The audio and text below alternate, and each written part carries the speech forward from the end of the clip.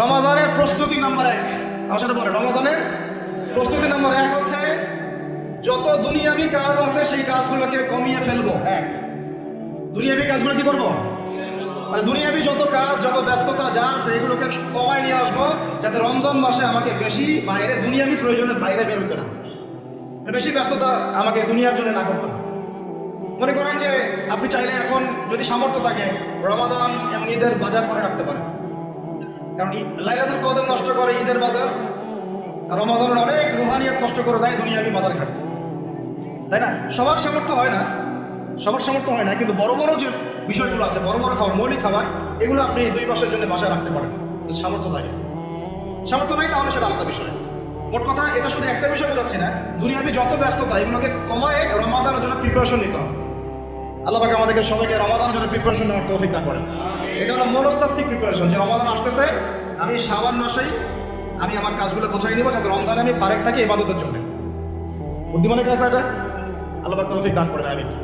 2 number হচ্ছে ভাই, রমাজানের আমরা সবাই 30টা সাওম রাখবো বলে নিয়াত করি, আল্লাহ পাক তৌফিক দান করেন, আমিন। কিন্তু এখানে একটা কথা, 2 নম্বরটা হচ্ছে রোজা রাখার মতো রোজা রাখতে হবে। কি বললাম বলেন? রোজা রাখার মতো রাখতে হবে। এটা কেন বললাম ভাই? উত্তর দিচ্ছিস। উপোস থাকা, না খেয়ে থাকা আর সওম রাখা এক জিনিস নয়। পানি ছেড়ে দেওয়া, খাবার ছেড়ে দেওয়া আর ইসলামী সওম এক জিনিস নয়। অনেক ধর্মের মানুষ খাবার পানি ছেড়ে দিয়ে থাকে, উপোস থাকে না? হাদিসের মধ্যে নবীজি বলেছেন যে ব্যক্তি রোজা রেখে অন্যায় কাজ ছাড়তে পারলো না, মানে আল্লাহর মাসিয়াত ছাড়তে পারলো না, এই কাবায়ের ফাওয়াহিশ এগুলো ছাড়তে পারলো না, অশ্লীলতা ছাড়তে পারলো না, মিথ্যা ছাড়তে পারলো না, বেহায়া করা ছাড়তে পারলো না, তার না খেয়ে থাকায়, পানি না পান করায় আল্লাহর কিচ্ছু যায় আসে না। আর রোজার বিষয় বুঝলাম, রোজা কাকে বলে ভাই? মানে রোজা মানে হচ্ছে আমি আল্লাহ পাকের সমস্ত নিষেধ ছেড়ে দিব। কি করব? আল্লাহর সমস্ত নিষেধ। রোজা থেকেছি, পানি খাচ্ছি না, খাবার খাচ্ছি না, কার ভয়ে? গোসল করার সময় একজন পানি খেলে কে দেখবে? এই চেতনা তখন কাজ করে, তখন কাজ করে না? চুপ করে এক লোকমা ভাত খেলে কে দেখবে? কেউ দেখবে? আল্লাহ ছাড়া কেউ দেখবে? কেউ দেখবে না। তারপর আপনি খান না কেন? কারণ আপনি অনুভব করেন যে আল্লাহ পাক আমাকে দেখছেন। এটাই হলো ইহসান। এটার নাম কি? ইহসান। এটাই বলা হচ্ছে হাদিসে জিবরিলের মধ্যে, আনতা আবুদুল্লাহ কাআন্নাকা তারাহ, তুমি এমন ভাবে আল্লাহর ইবাদত করো যেন তুমি আল্লাহকে দেখতে পাচ্ছ। ওয়াইলাম তাকুন তারাহু, তুমি যদি আল্লাহকে দেখতে না পারো জেনে রাখো ফাইন্নাহু ইয়ারাক, আল্লাহ পাক তোমাকে দেখছেন। এটাকে বলে আল্লাহ কনসিয়াসনেস বা ইহসান বা তাকওয়া। আর তাকওয়া হাগুনা, তাকওয়া কোথায়? এখানে। আপনি সওমের আয়াতটা পড়েন, কুতিবা আলাইকুমুস সিয়াম কামা কুতিবা আলাল লাযিনা মিন ক্বাবলিকুম লাআল্লাকুম কি তাত্তাকুন, তোমাদের উপর সওমকে ফরজ করা হয়েছে ঠিক যেমন করে আগের উম্মতদের উপরও করা হয়েছিল। উদ্দেশ্য হচ্ছে লাআল্লাকুম তাত্তাকুন, যাতে করে তোমরা তাকওয়া অবলম্বন করতে পারো। তাকওয়া মানে আল্লাহ কনসিয়াসনেস, এই যে আমি খাচ্ছি না, পান করতেছি না, আমি বিশ্বাস করি আল্লাহ আমাকে দেখতেছেন, এই তো। সেই বান্দা কেমন করে রমজান চলে গেলে বেনামাজি থাকতে পারে?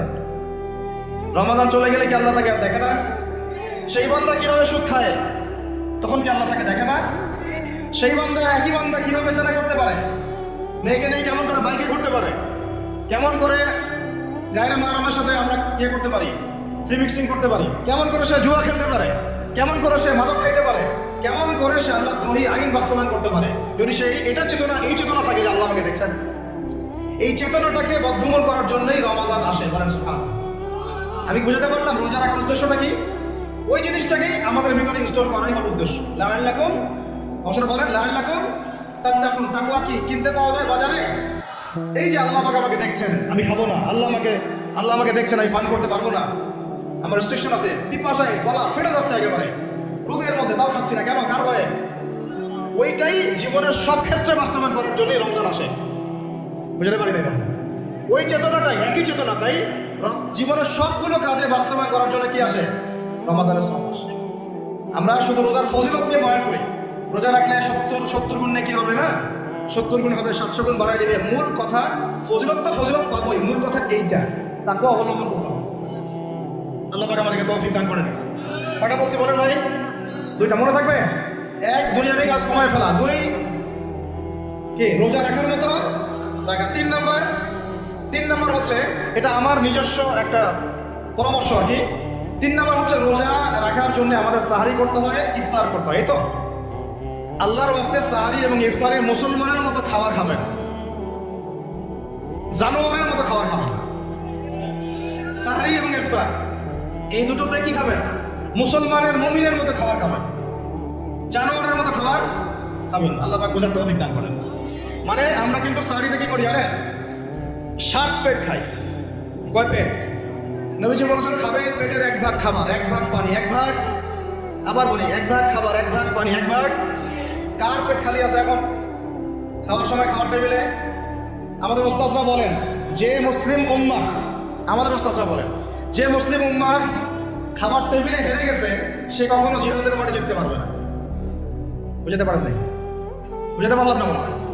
যারা খাবারের টেবিলেই হেরে গেছে, এখানেই তো আপনি শুনলাম আমি খাইতে পারতেছি না, প্রবৃত্তির কাছে হেরে গেলেন, গপ গপ গপ গপ করে খাচ্ছি 7 পেট ভর্তি করে। এখানে তো খাবারের সামনে হেরে গেলাম, প্রবৃত্তির সামনে। সে আবার কাফেরদের সাথে জিতবে কেমনে? জিতবে আগে নিজের প্রবৃত্তির উপর জিহাদে তো জিততে হবে। আমার মন চাচ্ছে যে না করি, করবো না, এটার নাম জিহাদ, এটাও জিহাদ। মন চাচ্ছে সুদ খাই একটু, খাবো না, এটার নাম কি জিহাদ। মন চাচ্ছে নামাজ না পড়ি, ঘুমায় থাকি, মন চাচ্ছে না, মন বলতেছে ঘুমাই ঘুমাই ঘুমাই, কিন্তু নামাজ পড়তে হবে। এই উঠলাম, অজু করলাম, গেলাম, এর নাম কি? এটাও এক প্রকার কি, বরং নফসের সাথে জিহাদটা অনেক বড় জিহাদ বলা হয়েছে, বলা হয় না? এটা মানুষকে শক্ত করবে। মেকা মেয়ের সাথে প্রেম করতে মন চায়, করবো না, ওকে দেখবো না, যাবো ওর কাছে, এটা শক্ত থাকার নাম কি? এটা মনে নফসের সাথে কি বুঝেন? আল্লাহ পাক আমাদেরকে নফস শক্ত করার তৌফিক দান করেন। তো ভাই খাবার ইফতারেও এভাবে 7 পেট খাবেন না, সাহারিতেও খাবো না, কথা করি তো ইনশাআল্লাহ। শোনেন, পরিমিত খাবেন, পুষ্টিকর খাবার খাবেন, পরিমিত খাবেন কিন্তু পুষ্টিকর খাবার খাবেন, তাহলে যথেষ্ট হবে ইনশাআল্লাহ।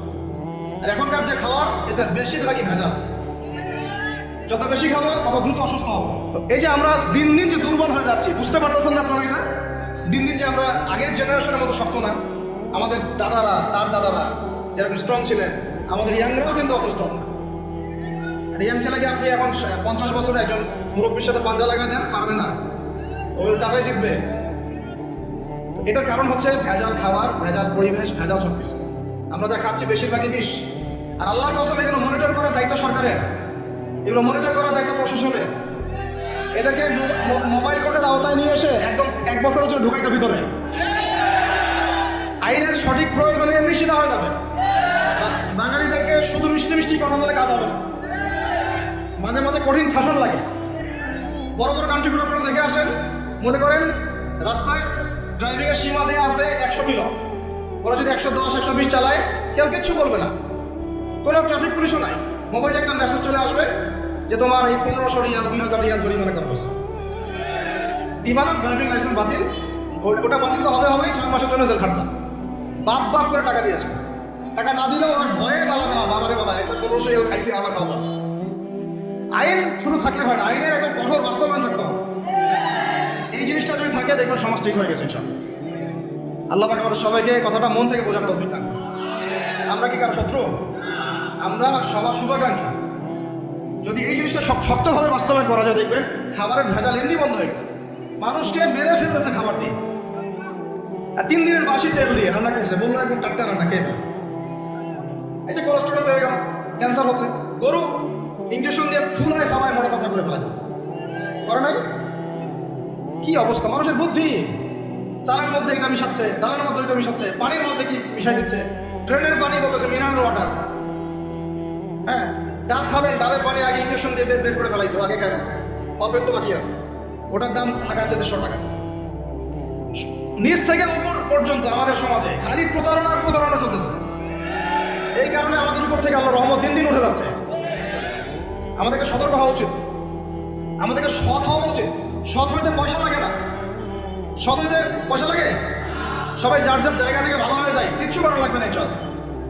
আপনি মাদক খাবেন না, কেউ জোর করে মাদক খাওয়াবে? আপনি নিজে সুদ খাবেন না, কেউ জোর করে সুদ খাওয়াবে? এখানে কেউ মাদকের দোকান দিল, আমরা খাই না, ও দোকান নিয়ে চলতে পারবে না, টামটপলা বাঁধে চলে যাবে, কি করবে? যাইতে বাধ্য সে, আমরা খাইলে সে ব্যবসা করবে। আল্লাহর রাস্তায় আমরা কোনো রকম প্রতারণার কাছেও যাবো না, হারামের কাছেও যাবো না, এবং অন্যকে আমরা প্রতারিত করবো না ইনশাআল্লাহ। বাজার মার্কেটে অনেক জটিল বিষয়। রমজান মাস আসলেই দেখবেন দাম বাড়া শুরু হয়েছে। এখনই অসাধু ব্যবসায়ী যারা, ওরা রেস্টোর করে ফেলাইছে, ওরা আবার সিন্ডিকেট করে ফেলবে। এই দামের বাইরে যাবে না।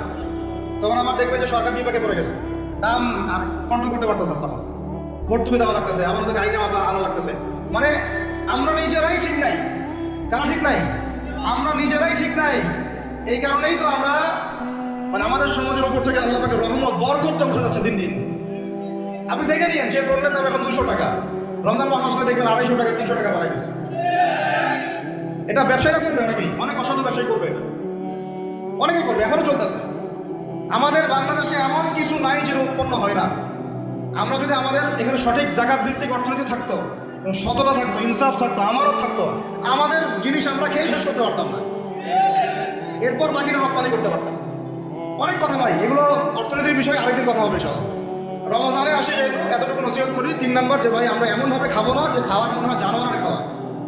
ঠিক আছে ভাই, পুষ্টিকর খাবার খাবো, কিন্তু পরিমাণে কম। কম বলতে কি একবারে কম না, আপনার প্রয়োজন অনুযায়ী 3 ভাগ করে, 1 ভাগ খাবার, 1 ভাগ পানি, 1 ভাগ থাকা, সুন্নাহ অনুযায়ী। আল্লাহ পাক তৌফিক দান করেন, আমিন। 4 নাম্বার হচ্ছে রমাদান মাস মানেই কোরআন। রমাদান মাস মানে কি? এই রমজানে আমরা সবাই বেশি থেকে বেশি কোরআন তেলাওয়াত করবো ইনশাআল্লাহ। কারা কারা পারি হাত তুলি? আলহামদুলিল্লাহ, আপনারা সবাই পারেন কোরআন তেলাওয়াত? মাশাআল্লাহ, মাশাআল্লাহ। এটাই তো চাই, বাংলাদেশের ঘরে ঘরে প্রত্যেক ব্যক্তি যেন কোরআন তেলাওয়াত করা জানে, এটাই তো আমরা চাই। এমন যদি হয় যে 100% মানুষ কোরআন তেলাওয়াত করতে পারে, 16 কোটি মুসলিম, দিন কায়েম হয়ে যাবে ইনশাআল্লাহ, ইনশাআল্লাহ, ইনশাআল্লাহ। ভিতরের কাজগুলো করেন, আল্লাহ পাক তৌফিক দান করেন। তো ভাই কোরআন আমরা রমজানে বেশি থেকে বেশি করবো ইনশাআল্লাহ ভাই, ঠিক আছে? যারা পারি না, একটা লিমিট ফিক্স করি, কমপক্ষে দিনে 1 পারা, দিনে কমপক্ষে 1 পারা, তাহলে 30 দিনে 1 খতম হবে। আরো বেশি পারি 2 পারা, তাহলে 2 খতম হবে। আরো বেশি পারি 3 পারা। এমন আমাদের ইমামদের যুগে, আমাদের 4 ইমামদের যুগে, সফে সালেহিনদের যুগে প্রতিদিনই 1টা করে খতম দিতেন তারা। সুবহানাল্লাহ, তাদের সময় আল্লাহ বরকত দিয়েছিলেন। সুবহানাল্লাহ, সারা রাত জেগে তেলাওয়াত করতেছেন, নামাজ পড়তেছেন, দিনের বেলা তেলাওয়াত করতেছেন। রমজান মাস হচ্ছে কোরআন নাজিলের মাস। এই মাসে যে হতভাগা কোরআন পড়তে পারলো না, তার জন্য আফসোস করা ছাড়া কিছু করার নেই। রমজান মাসে কোরআন আগে পড়বো, কোরআন শিখবো, না পারলে কি করবো? না পারলে 1 মাসে শিখবো, অন্যকে শেখাবো, কোরআনের দাস দিব, কোরআনের মাহফিল হবে, কোরআনের তাবলীগ হবে, কোরআন নিয়ে আলোচনা হবে ইনশাআল্লাহ। আমরা জানবো কোরআনের মধ্যে কি আছে। এটা জানার সবচেয়ে উত্তম মাস হচ্ছে কি? রমাদান। আল্লাহ পাক তৌফিক দান করেন, আমিন। যারা আমরা আরবি জানি টুকটাক ভাঙা চুরাই, তারা আমরা এটার অর্থ করবো ইনশাআল্লাহ। যারা আমরা আলেম ওলামা আছে অনেকেই, যারা ইফতার দিয়েছি, দাওরা দিয়েছি, বা আমরা তালেব ইলম ওলামা ইকরাম যারা আছে, আমরা এই কোরআনের তাফসীরগুলো করবো ইনশাআল্লাহ। মানে কোরআনময় রমাদান, কোরআনময় কি? এবং চেষ্টা করবেন, আমার খুব ইচ্ছা হয় যদি আল্লাহ পাক আমাকে ক্ষমতা দিতেন, তৌফিক দিতেন, আমার ইচ্ছা হয় যে রমজান মাসে বাংলাদেশের যত মসজিদ আছে সমস্ত মসজিদে কোরআন শিক্ষা ফ্রি হয়ে যাবে। ভালো উদ্যোগ না? বাংলাদেশে কত মসজিদ আছে? 1000 না লাখ? লাখ না কোটি? হয়তো কোটি কোটি মসজিদ থাকবে না। প্রত্যেকটা মসজিদে যদি বিনামূল্যে কোরআন শিক্ষা কার্যক্রম করা যেত রমজান মাসে, 1 মাসে আপনি দেখতেন প্রায় মিনিমাম 5 কোটি মানুষকে কোরআন শেখানো যায়। তাও হাতে কলমে, তাও কি হাতে কলমে। বই দেওয়া হতো ফ্রি, আর ওই যারা টিচার ক্লাস নেবে ওদেরকে বেতন দিব, ভাতা দিব সরকার থেকে। দেওয়া যায় না? দেওয়া যায় না? আচ্ছা, যদি গভর্নমেন্ট নাও দেয়, আপনারা জাকাত থেকে দিতে পারেন, সদকা থেকে দিতে পারেন, পারেন না? নিজেদের পকেট থেকে দিতে পারেন, নিজের ব্যবসা থেকে দিতে পারেন, এলাকা ভিত্তিক দিতে পারেন। কত উৎস আছে না? যদি এভাবে প্রত্যেকটা মসজিদ থেকে কোরআন শিক্ষা কার্যক্রম চালু করা হয় রমজান মাসে, আমরা দোয়া করি আল্লাহ পাক যেন এই কথাটা পৌঁছে দেন উপরের লেভেলে। তারা উদ্যোগ নেয়, জানি না উদ্যোগ নেবে কিনা, আমাদের দায়িত্ব পৌঁছে দেবে।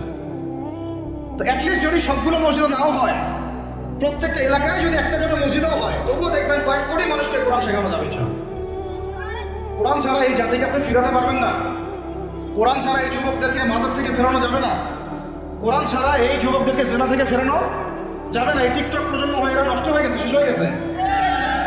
বাংলাদেশে আশঙ্কাজনক হারে এখন জেনা, ব্যভিচার, পরকীয়া এগুলো বেড়ে গেছে। মাদক দ্রব্যের কি ছয়লা, এই যে গুন্ডামি, মাস্তানি, ছিনতাই কারা করতেছে? যারা ইয়াং ছেলে পেলেরা করতেছে। এদেরকে ফিরাইতে হলে কোরআন ছাড়া কোনো গতি নাই। আইএমএ জাহেলিয়াতের সেই মানুষগুলো কোরআনের আলোয় শ্রেষ্ঠ মানুষে পরিণত হয়েছে। কথা বুঝতে পারেন নাই? আইএমএ জাহেলিয়াতের সেই মানুষগুলা যারা একসময় নিজের মেয়েকে দাফন করেছিল জীবন্ত। ইন্না লিল্লাহি ওয়া ইন্না ইলাইহি রাজিউন। চিন্তা করা যায়? আপনি আপনার মেয়েকে দাফন করতে পারবেন জীবন্ত? পারবেন? বলেন।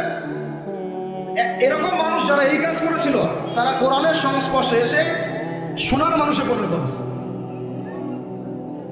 এই কিতাব আল্লাহ পাক নাযিল করেছেন ওই ঘরের উপরে উঠিয়ে রাখার জন্য না, মাঝে মাঝে বের করবো, ধুলা মুছবো, চুমু খাবো রেখে দিব, এই জন্য না। বাবা মারা গেছে, খুললাম, পড়লাম, সব বক্সায় দিলাম, এই জন্য না। শুধু এই কিতাব আল্লাহ পাক নাযিল করেছেন যারা আমরা হৃদয়ে ধারণ করি। কোথায় ধারণ করি?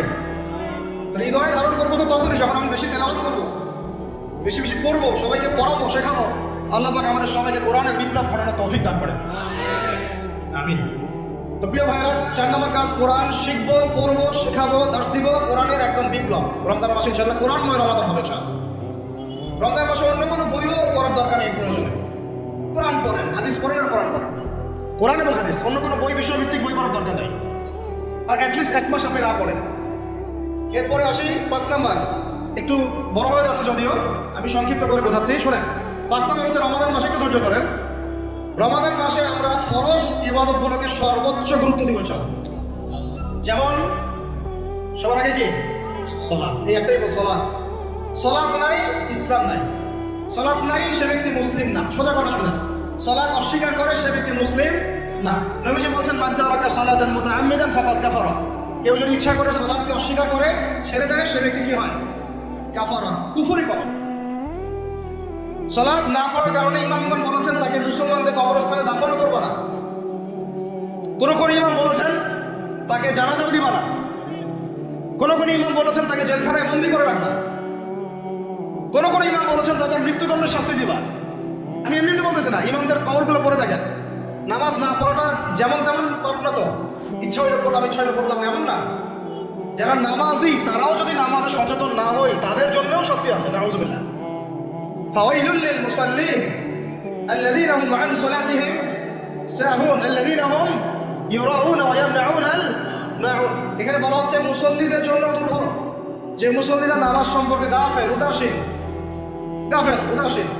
আবার যারা মানুষকে দেখানোর জন্য নামাজ পড়ে এবং এই যে ছোটখাটো সাহায্য করতে অস্বীকৃতি জানায়, সূরা মাউন পড়েন। তাহলে মুসল্লিদের জন্য গাফেলতির যদি শাস্তি হয়, তাহলে যারা পড়ে না ওদের কি হবে বলেন? ওই যে ওই সূরাটা কি এর নাম? মুজাম্মিল না মুদাসসির? হাফিজুল কোরআন কি আছে? মা সালাকাকুম ফি সাকার। জাহান্নামে যখন ঢুকানো হবে, এই ফেরেশতারা জিজ্ঞাসা করবে, কিসে তোমাদেরকে জাহান্নামে নিয়ে আসলো? কি পাপ করছিলা? তারা বলবে, তখন তারা বলবে, তারা বলবে, জাহান্নামীরা বলবে, লাম নাকু মিনাল মুসাল্লিন। কি বলবে তারা? লাম নাকু মিনাল মুসাল্লিন, আমরা মুসল্লি ছিলাম না, আমরা নামাজ পড়তাম না। তাহলে বেনামাজির পরিণতি কি বলেন? জাহান্নাম। ওয়ালাম নাকু নুতঈমুল মিসকিন, আর আমরা মিসকিনদেরকে খাবার দিতাম না। সুবহানাল্লাহ। আল্লাহ পাক আমাদেরকে সালাত আদায় করার তৌফিক দান করেন। রমাদান মাসে শক্ত করে নামাজ পড়বেন ইনশাআল্লাহ, আল্লাহ পাক তৌফিক দান করেন। 5 ওয়াক্ত নামাজ চেষ্টা করবো জামাতে পড়ার জন্য।